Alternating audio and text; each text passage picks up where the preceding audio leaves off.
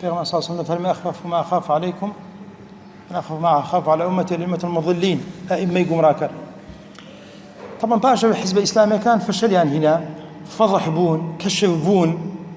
مهمان توابو كوتاي بيهات دوري النما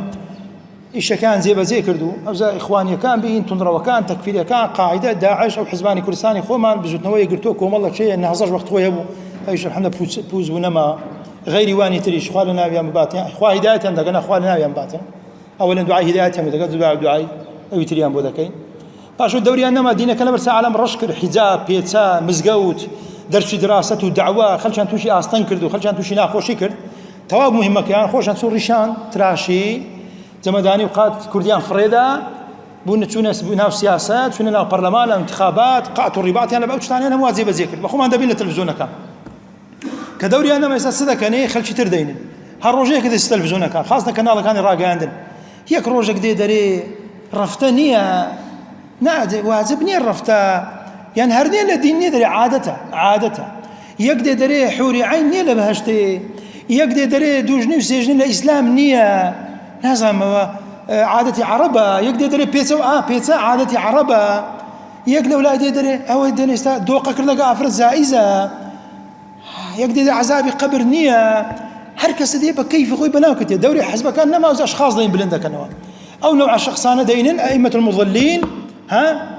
بناي زانا بناي داعي بناي ما مصطفى بناي زامين بناي ما مصطفى نازم زانكوي ما مصطفى موسيقى أقول هرش تقبيتن سميه ما شئت ديبا كيف خوان ديبا ناو كان دانو خلقي قمراكم بس زمان انا في اخر زمان برا دستان مدينه كتام بقرا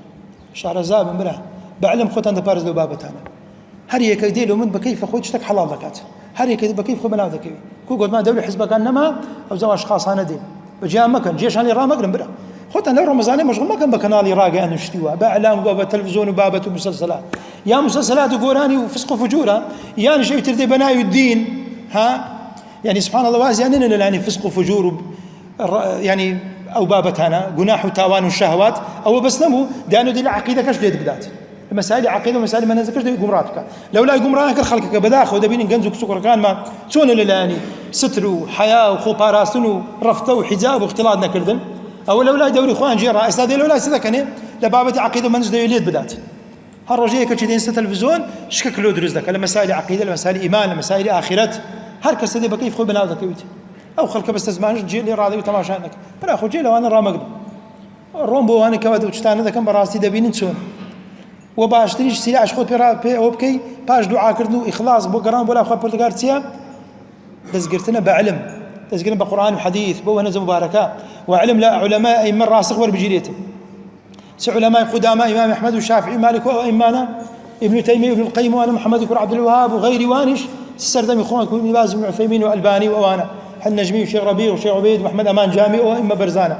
او علماء وكلابيا وانا براست دي لو انا ورد جليت